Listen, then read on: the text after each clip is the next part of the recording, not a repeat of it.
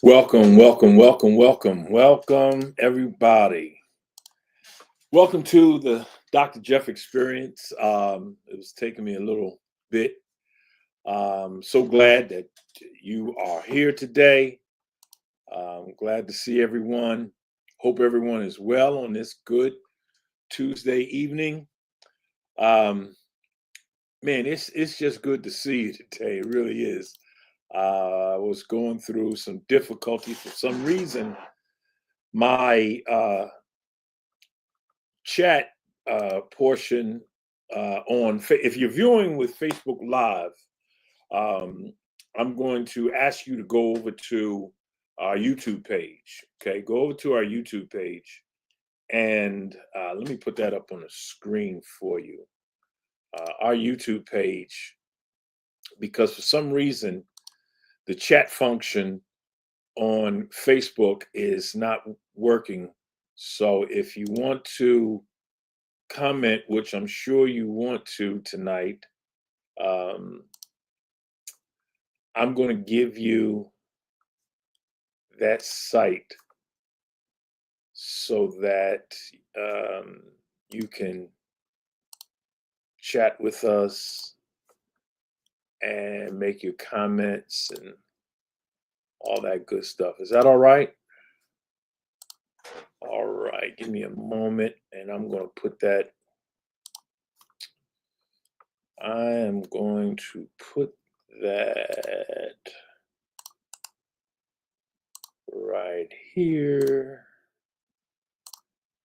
And that's going to be, well, you can just copy that and go right over to our YouTube page. And for those who are on Facebook, let me just put that on there. But I hope everyone is well. Take this time to share it and invite some people over. Let some folks know that we are live on the air. And okay, there we go. So yes, here we are at another crazy day on something that's live on social media. It could be your friend or it could be your enemy. But we're going to work through it. And today I want to take this opportunity to dedicate this post tonight to a good friend of mine. Just before coming on the air, I've recently found out that a classmate, a friend, um,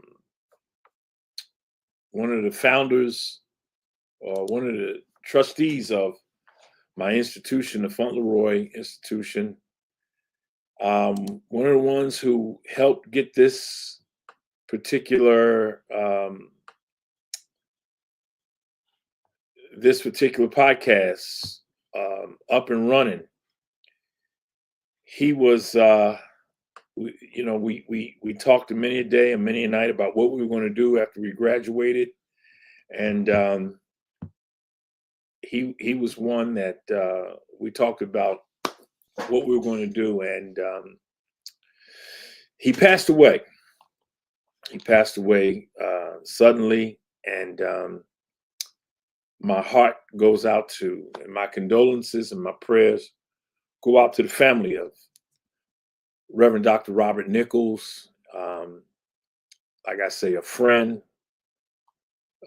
classmate, founder of our institute, a trusted compadre that we could just share stuff with. Man, my heart is heavy. My heart is heavy, I tell you. But we're going to get through this with your help tonight. Wish you could comment. Let me know if you're watching through Facebook Live. See if you can comment on there. I want to see if this is working. If not, go over to our YouTube page and let's do that, okay? But in the meantime, tonight we've got a great show. We're going to talk about again. This is another actually a continuation of what we talked about a couple weeks ago when we were talking about ministry and civics and the importance of it. Ministry and civics, the importance of faith community and civics working together. So I want to continue this conversation, this very important conversation. And I want to welcome all of you and let you know that today we're going to be diving into the vital intersection between ministry and civics and why our churches, mosques, temples, and faith leaders must be at the forefront of civic education. There is a quote or anecdote in the Bible that says, faith without works is dead, and faith without civic action is ineffective. I want to give you some stats on what I'm talking about, and especially in reference to the last presidential election, 2024. During our research, it stated that as of April the 30th, 2025, in the 2024 presidential election, 73.6%, or 174 million people, of the citizen voting age population was registered to vote.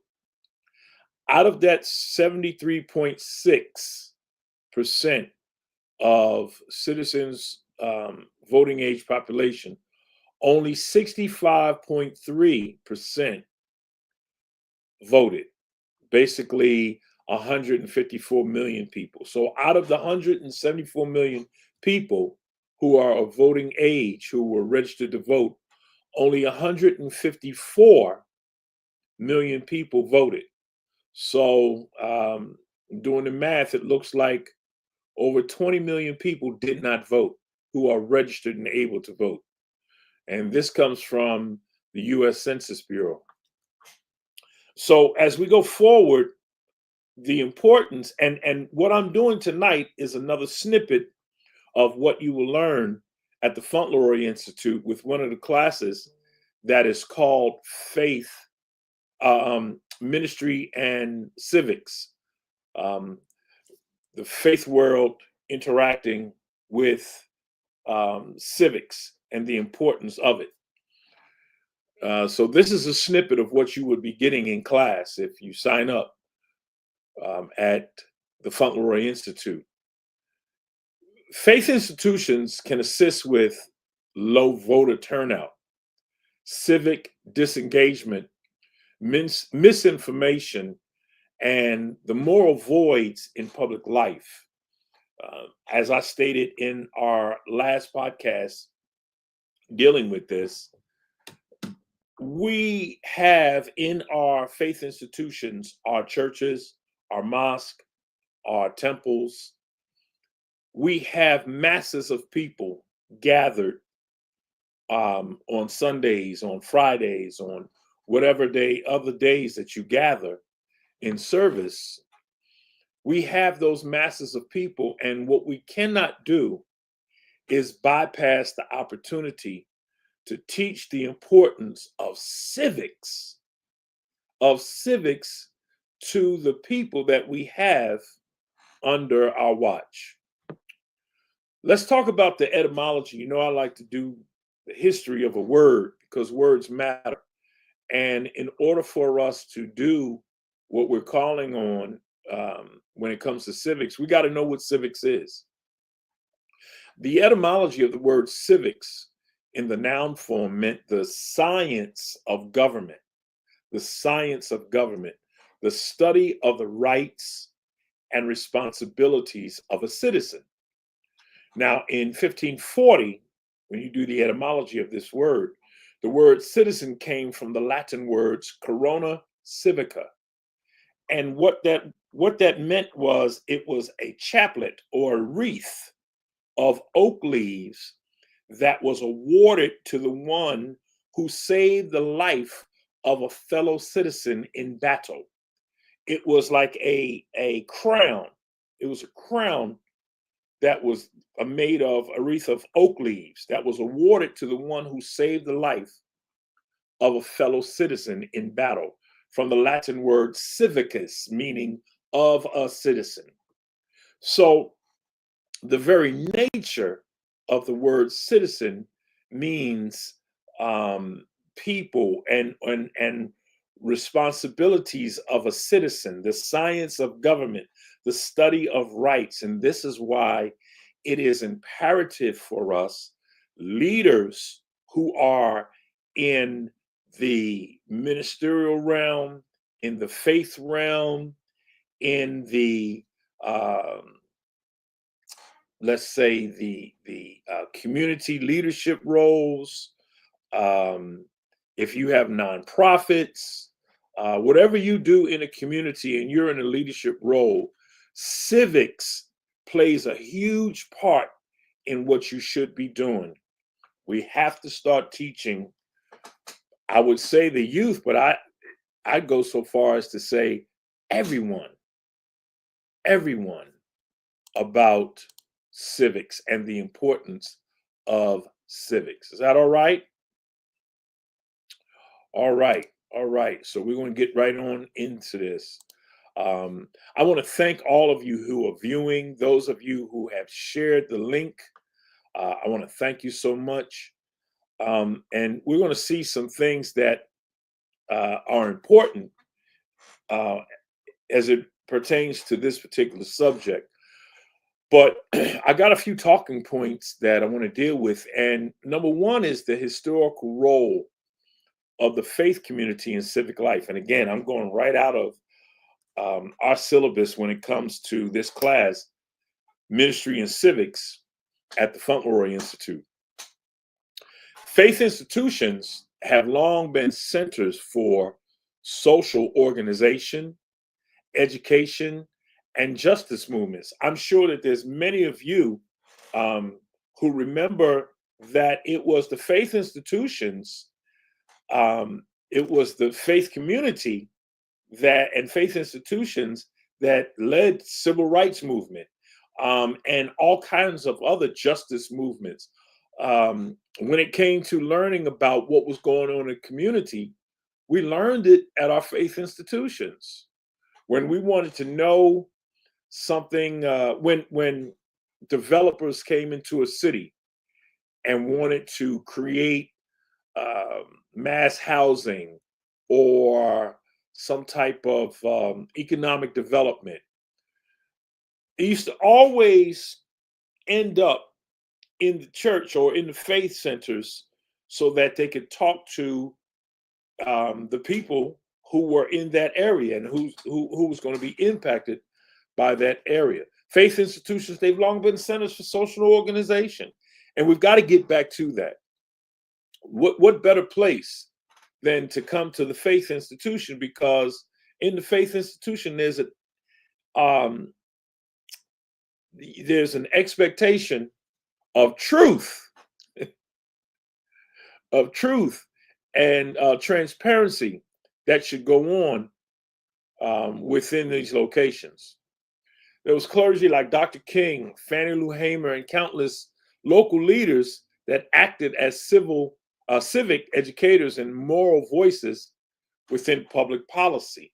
These were all done in our faith institutions, and we all worked together. Faith leaders, Muslims, Jewish rabbis, imams, Catholic Church, Baptist Church, AME Church, UME Church, CME, Church of God in Christ. But we're going to deal with some of that stuff too. But anyway, churches taught voting rights. They taught public accountability and constitutional awareness from the pulpit. From the pulpit. That's it. They taught voting rights, public accountability, and constitutional awareness from the pulpit. And we cannot get away from this, especially in our poor and minority communities, or our underserved communities, our marginalized communities, actually in no community. It's so important that we make sure that voting rights, public accountability, and constitutional awareness from the pulpit is something that continues here in 2025. Some of the things that are going on right now are a result of the lack of transparency. For instance, I'm going to give you two clips of something that's going on right now within the faith community, and it is dividing us because we don't really understand the severity of being together as faith leaders, especially faith leaders, and what type of impact that has on making our nation better. Let me share these clips with you. Number one is going to be a clip. It's going to be a clip from Roland Martin, and he's talking about this situation with Target and the National Baptist Convention, the National Baptist Convention USA, and Church of God in Christ. Let me see. This is clear. This is what happens when you have preachers who know nothing about economic development negotiate deals. When you know here, y'all, this $300,000 that they've received. The National Baptist Convention says in their own press release they represent 31,000 churches and 7.5 million members. And so if you just do some basic math of $300,000 divided by 31,000, that comes out to $9.67 per church. Now, I just want y'all to explain to me, what in the hell can you do for workforce development, entrepreneurship, and education and scholarships for $9.67? They didn't even get $10. They got $9.67 from Target. And so what they don't even understand, this is the problem that I have. So you sit here and do this, yet Target's market cap is more than $10 billion. You got 300,000. I mean, here's the deal. If you're going to sell black people out, I mean, can you not be the least expensive Negro in the room? See, this is what I'm talking about here. Because see, the thing is, Target committed $2 billion to spend annually with Black-owned business and chose to go against their own decision, pulling back on Black-owned products, but they want Black folks in their stores buying, but not supporting. Now, some of y'all might be saying, well, man, I hear all that, but that's sort of radical. Fine. If you think that's radical, go back and read King's speech, April 3rd, 1968. Because see, part of the problem, too many of us have only listened to the mountaintop portion of the speech. At the bottom, which is the last 2 minutes of the speech, not realizing it's 43-minute and 16-second speech. In that speech, he says that we need to have economic withdrawal. We don't do business with companies that don't do business with us. He said we don't have to throw a Molotov cocktail. We don't have to burn anything down. He said we can simply withdraw our money. And the reality is this: whether we're talking St. Louis proper, St. Louis County, and Missouri, this state and this city and this county and the region cannot survive without Black dollars. So this is an example of what civics looks like. And what Brother Roland Martin is talking about is the importance of faith institutions being involved in the civics movement, in political movements for not only minority communities, but for all communities. That is a representation of activism. That's activism, and he is chiding the leaders of 3 faith institutions. Let me share another clip that gives a little bit more clarity to what I'm talking about. This one is Reverend Jamal Bryant.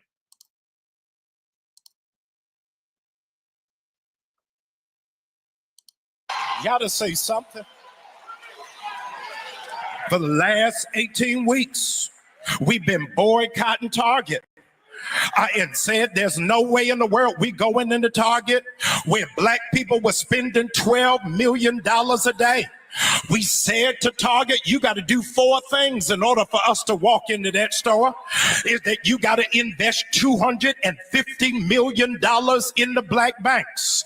Number 2, you got to honor what you said to George Floyd's family and invest $2 billion in the Black business. Number 3, you got 27 of these stores on white campuses, but not one at a HBCU. You ought to partner with 6 HBCUs with their business programs so that young people will be able to scale their business and do a national franchise. We said to you that you got to reimagine what DEI is, and absolutely 16 weeks later, you didn't deliver to us.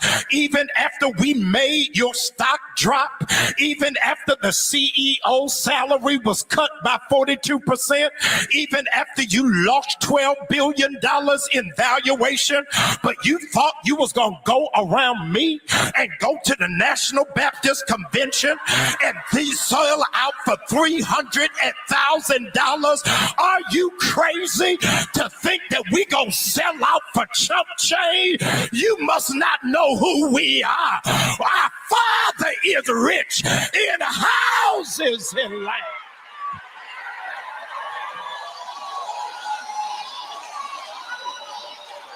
In 1961, the National Baptist Convention was meeting, and they did not want to support a young preacher from Georgia named Martin Luther King. They said, you speaking too loud about civil rights. We don't want you to do all of that. Just preach and sit down. Don't march. Don't make a stand. Don't challenge the government. And as a consequence, Dr. Martin Luther King Jr.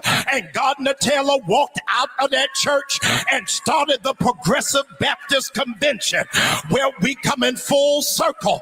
And I need you to know it wasn't just the National Baptist of America. It was also the National Baptist of USA. say. It was also the Missionary Baptist. It was also the Church of God in Christ. And the $300,000 was not per institution. They gave them Negroes $75,000 for them to just sit down and roll over. Not me, Jack. I called the president of the National Baptist Convention. I said, Rev, we can't go out like that. We are selling ourselves short. He said, Jamal, give me a couple of days. Let me get the board together. I said, bro, you can get your board together, but Sunday morning I'm going to the mic and I got to say something. And you got to give me something to work with. He said, Pastor Bryant, give me a couple of days and I will do it. I said, you got 1 week to send me in writing that the Baptist Convention stands with the boycott, stands with the oppressed, stands with the marginalized, stands with the nameless and faceless people who are on the front line. $75,000 Baptist Convention, I'll write you a check. You can't sell yourself out for $75,000.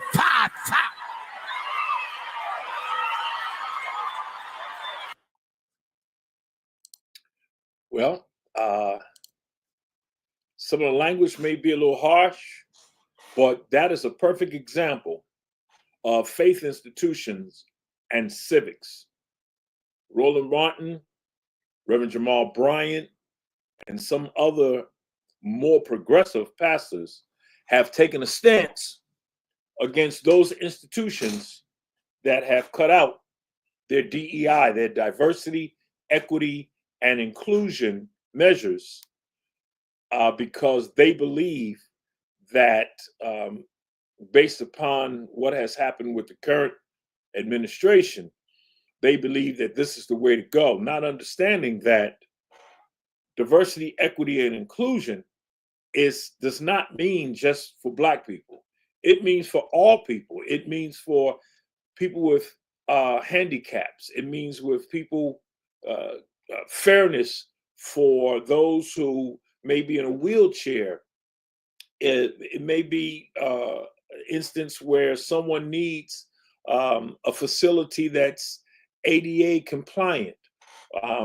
Being able to hire people who may be visually impaired or hearing impaired, but still able to conduct the duties of a particular job.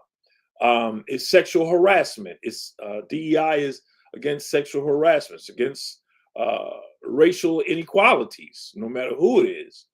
A Black person can't be against a white person. A white person can't be against a Black person, Asian against somebody. Nobody. It's all diversity, equity, and inclusion. And what has taken place is they have boycotted Target for this instance and asked them to come to the table and deal with their DEI or cut out their DEI. And what has happened is 3 of those or 4 of those faith institutions instead took money from the very institution that a number of faith institutions are calling to boycott because of their behavior. So you see what's going on. And if you really understood the importance of standing together and what takes place, even as both Roland Martin and Reverend Jamal Bryant stated, it was years ago when Dr. Gardner C. Taylor and Reverend Dr. Martin Luther King walked away from the National Baptist Convention because basically they didn't even want Dr. King to speak at their convention because they found him to be too radical, going against the mainstream. This is the importance of faith institutions understanding the importance of civics and learning to stand together. So this is what we're talking about, and this is what we teach. So the historical role of the faith community in civic life, as I went over, faith institutions have long been centers for social organization, education, justice movements, such as the civil rights movement, And clergy like Dr. King, Fannie Lou Hamer, and countless local leaders acted and still are acting as civic educators and moral voices in public policy. Churches used to teach, and some still are, teaching voting rights, public accountability, and constitutional awareness from the pulpit. I can, Dr. Otis Moss III, Dr. John Howard Wesley, Dr. Marcus Cosby. It's so many that are still doing this. I mean, I'll get in trouble calling out names because I miss so many. But the faith community has a historical role in civics. Number two, another talking point that we teach about at Fauntleroy Institute is why teaching civics is a spiritual responsibility,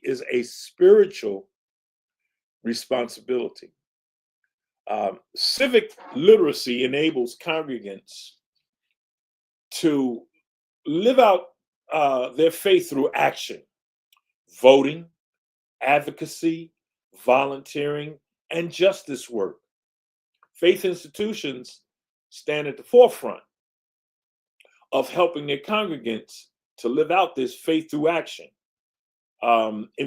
inviting some of your local elected officials to your faith institution so that your constituents, your congregants, can ask the questions directly to those legislators, to those wanting to become legislators. It's very important for us to understand the importance of not just voting, but the action comes before the vote. Where the faith institutions can have a role in making sure that we have fairness within government is by holding events for those who are seeking to become legislators, so your congregants can ask the correct questions. Who are they? Where do they come from? What's their pedigree? What schooling do they have? What education do they have in the particular role that they're seeking to be elected to? What has been their civic engagement over the years? Have they been involved in going to school board meetings before they even wanted to become leaders in that particular role? Yes, also veterans. Absolutely, you're right. It's important for faith institutions to invite those who want to become activists or elected officials to come so the Congress can ask the questions of how long have you been in the community? How long have you been involved? It's important for us faith leaders to make sure that our congregants know where to go to find out the backgrounds of those who are looking to be elected. For the most part, when a person is running for office, they're going to have a social media page, whether it be their election page or their social or their regular page. And you can go and you can see the activities of that person who is running for office. Google is your friend. If there is a person who is already an elected official, you can go to different websites to find out what their past voting records have been. What bills, what legislation have they put forward? So you can judge them. They even give a legislative score card to many elected officials, especially from the county level, state level, federal level, those entities, they have legislative scores that let you know how productive they have been while in office. This is the type of information that we have to teach, and we teach you, the faith leader and the community leader, how to do this at the Fauntleroy Institute. Scripture calls believers to seek the welfare of the city. That's in Jeremiah 29:7. And then in Mark 12:17, it says to render unto Caesar that which is Caesar, dealing with the tax, but also dealing with government. Teaching civics, it empowers people to protect justice, promote peace, and hold leaders accountable. As some of you know, I went before the county commission in Gwinnett County to protest the continued development of a particular gas station / food mart in an area where they are already, in a residential area, where they are already inundated with these gas station / food marts. And thank God we were fortunate enough, the citizens of that community were fortunate enough to put forth an argument that the county government agreed with us and denied the permit for that particular entity. And that's just the beginning of the fight. We're going to continue to fight.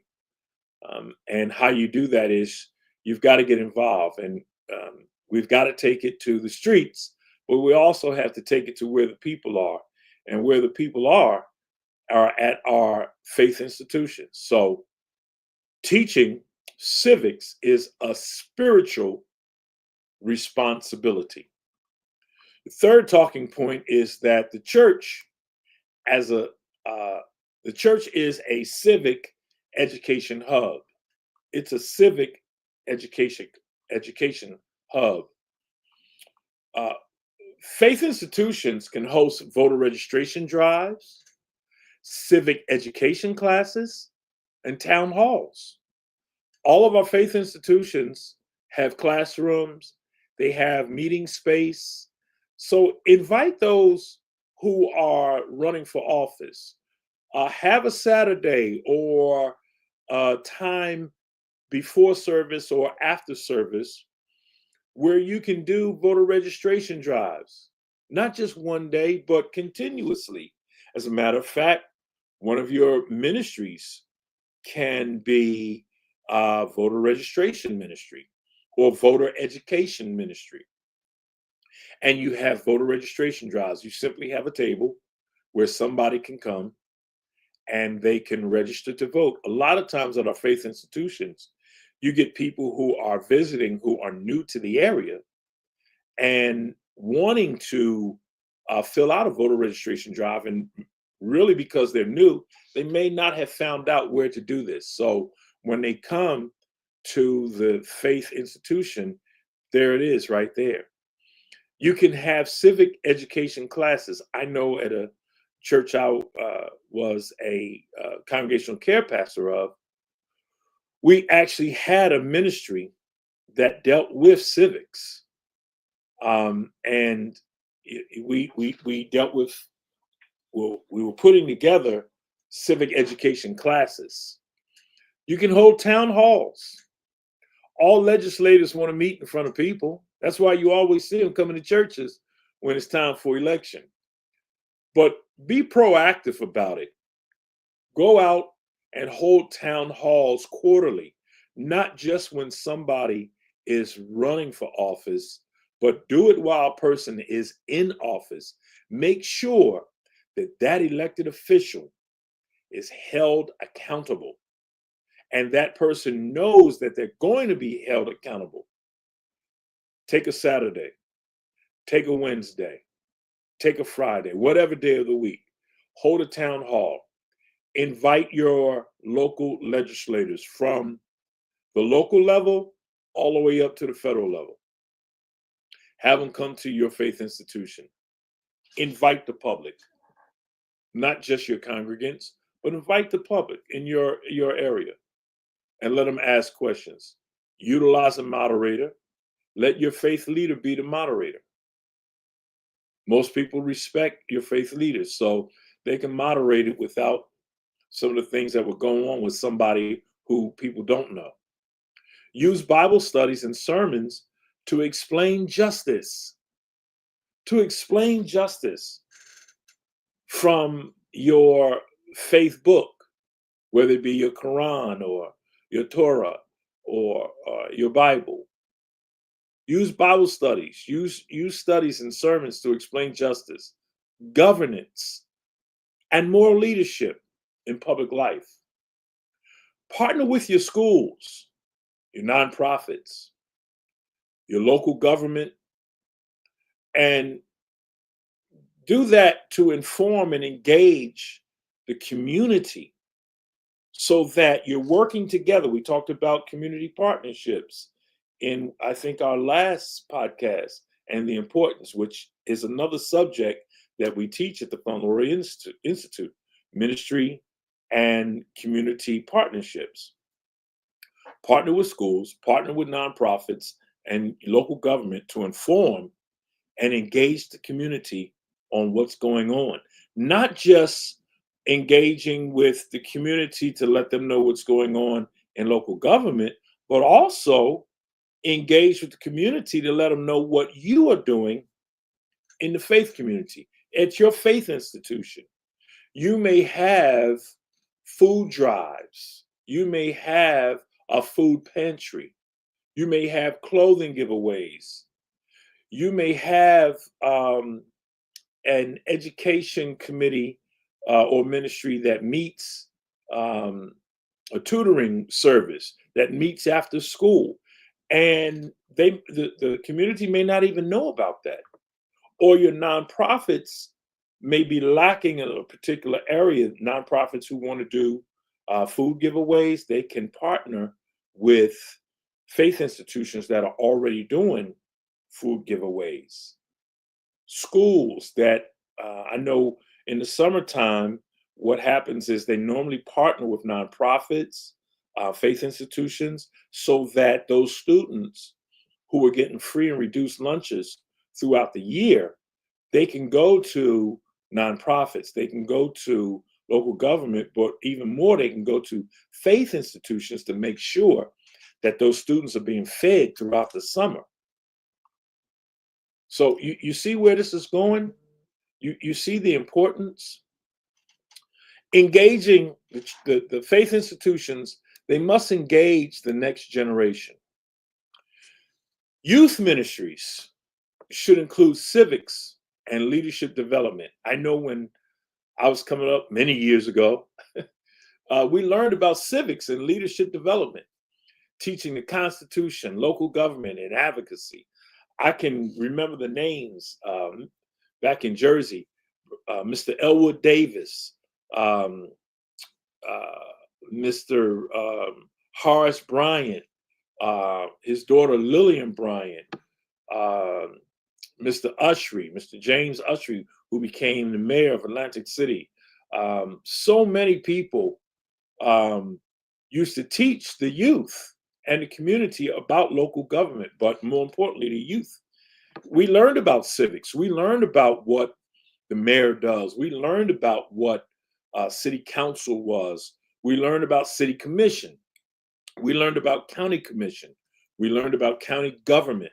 We learned about what the governor does. We learned about elected representatives from certain areas in state and federal government, what they were responsible for. We learned about the Constitution, and we learned about advocacy.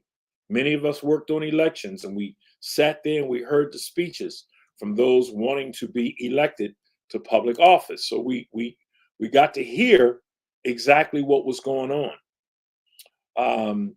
So youth ministry should include civics. It should include leadership development, teaching the Constitution, local government, and advocacy. Okay. We've got to learn how to equip young people with tools to understand their rights, their responsibilities, and power as citizens.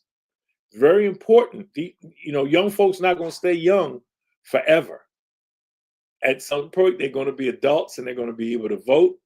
And if we teach them now, and if we teach them at our faith institutions, at a place where they come because there's a trust there, and they know this is a place of learning, there's a place of nurturing, there's a place of caring.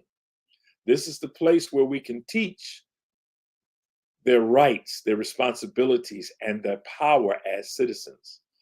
Also, when we engage the next generation, it's about connecting faith to real world impact, from school boards to national elections. These young people would like to know why certain rules are the way that they are in their schools. For instance, all of a sudden there are book bans that are taking place within libraries. They might want to know, students may want to know, well, why do we come to school at 8 o'clock? Why do we come to school at 9 o'clock? Why is my area restricted from buses picking us up, where this section of town, buses do pick them up? Who deals with the policies at some of our schools? And that's done by the school board. So it's important to connect faith to the real world impact, so that students know about school boards to national elections. Who makes the rules? Who are these people? Where did they come from? How do we get involved? Because youth can be advocates also. They can go to these board of education's meetings. They can go to county commission meetings. They can go to your city council meetings, and they can be a voice because they have something to say. Last but not least, when we deal with faith institutions and civics, it's about collaboration between pulpit and policy. We've got to encourage clergy to develop relationships with elected officials. Listen, it's okay. Most of them come to some of our faith institutions anyway. We've got to develop relationships with elected officials, school boards, and civic groups. We don't live on an island by ourselves. It's time out for, well, this is my church. I only deal with what's happening on my block, and I don't have time for those people over there. That's the problem that we're having.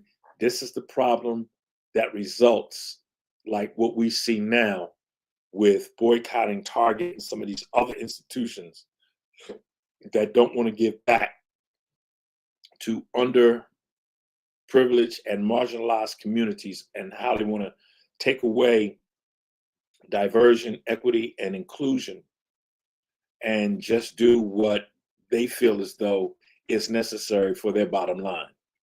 So we've got to become partners with elected officials, school boards, and civic groups. When I say we, those of us who are in community leadership, those of us who are in leadership in faith institutions. We've got to learn to push for moral clarity and faith-based values in public discourse without endorsing parties. We've got to learn how to be prophetic, not partisan. Our former president, Matthew Wesley,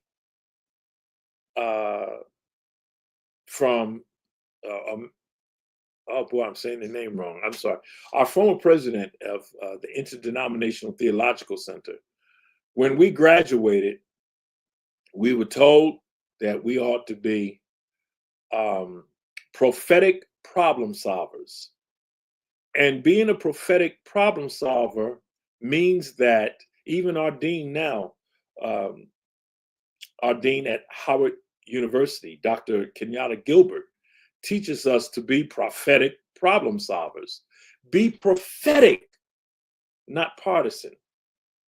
Be prophetic, not partisan. In other words, just because a person is a Republican, just because a person is an independent or a Democrat, doesn't mean that we can't work with them. We ought to work for those who are with our communities, for the uplifting of our communities. And that means that we have to be prophetic rather than partisan.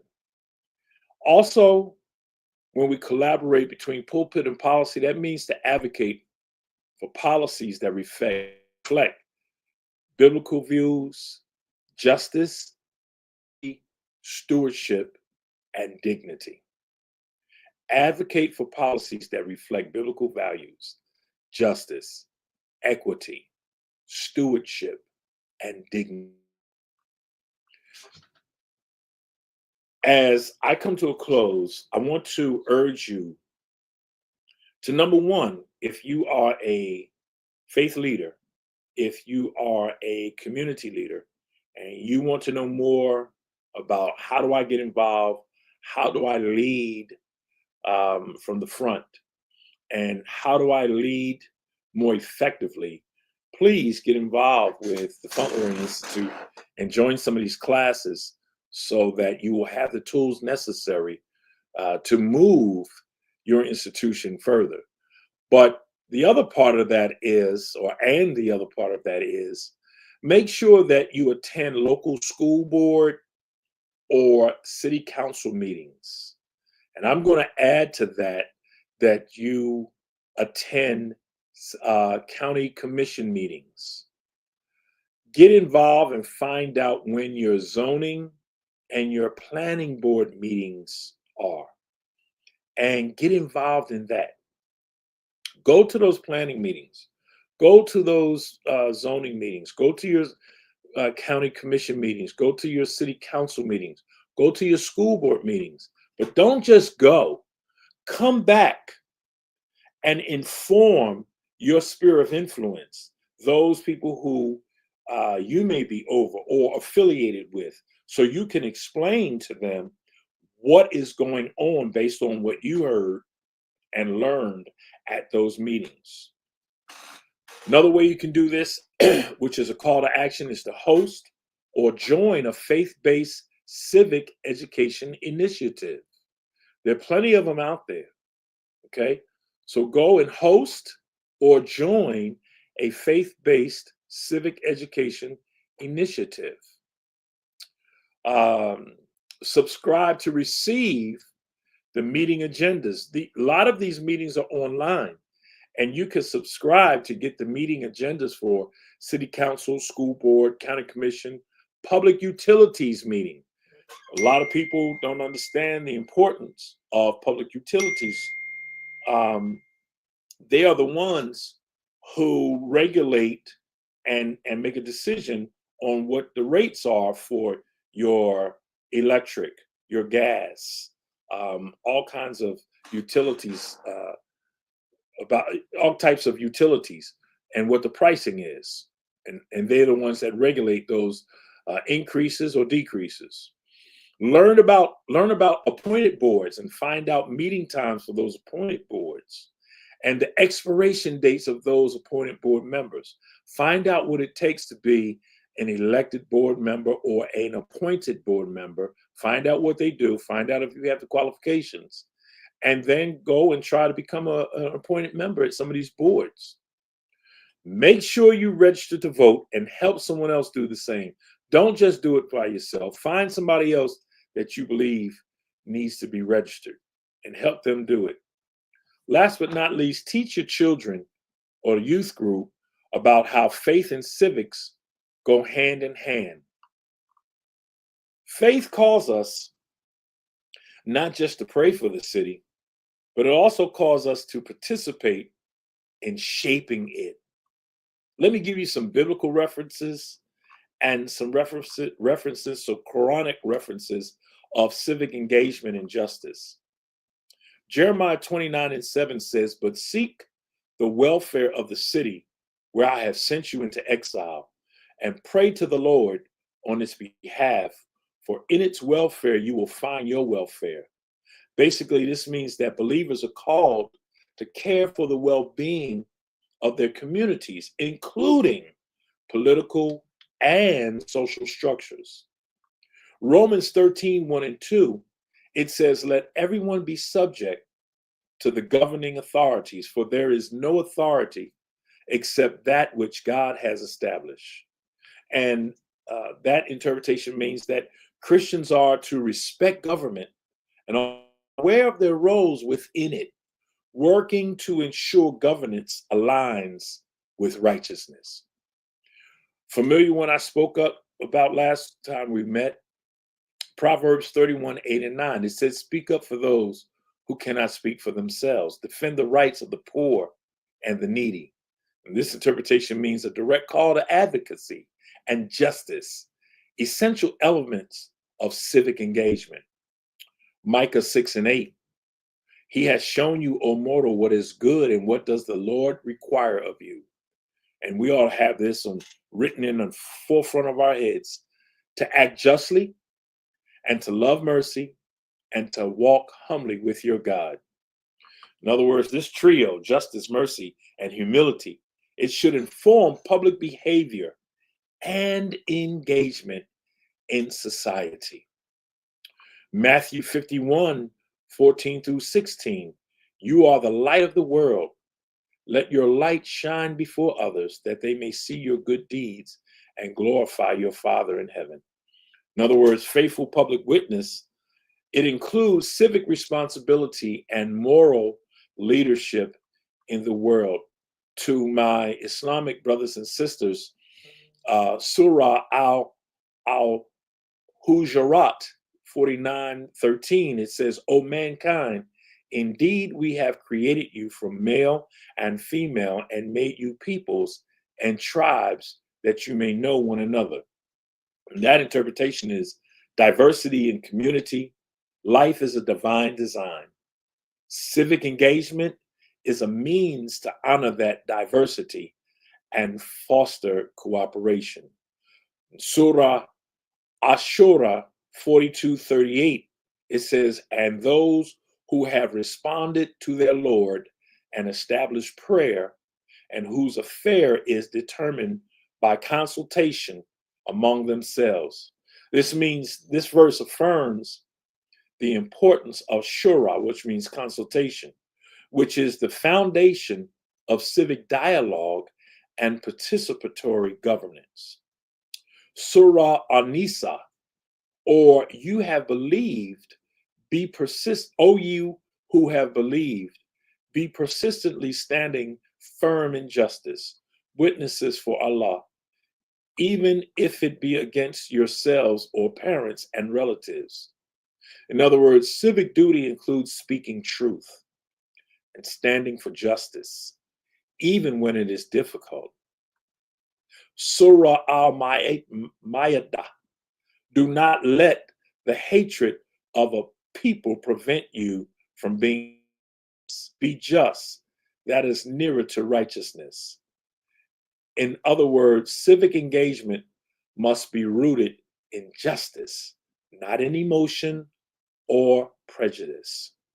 Last but not least, Surah Al-Baqarah. But true righteousness is in one who gives wealth in spite of love for it, to relatives, orphans, the needy, and those who fulfill their promise when they promise, and those who are patient in poverty and hardship. In other words, active social responsibility, including support for the marginalized, is central to righteousness and civic life. Both the Bible and the Quran and the Torah place a high moral demand on believers to promote justice, engage in consultation and public responsibility, advocate for the oppressed, and participate in shaping community life through ethical action. Listen, I want to thank you for staying with us tonight, and we're going to work on this technical problem for those of you who are watching and wanting to engage through Facebook Live. We're going to work on that and make sure that you can do that. If you want to go back and comment, you can do that. and I'll make sure that I'll read those comments and answer any questions that you may have. So until next week, I want you to continue to meet needs, solve problems, and tonight in your public prayer, in your private prayer space, take a moment and pray for the Nichols family. Reverend Dr. Robert Nichols, my good friend, my classmate, my confidant, my trustee of the Fauntleroy Institute, who passed away. We just found out before we came on the air. Just mention his name and God will know what to do. As you pray for me, as I pray for you, go out and meet needs, solve problems. God bless you. I love you, and there's nothing you can do about it. Take care.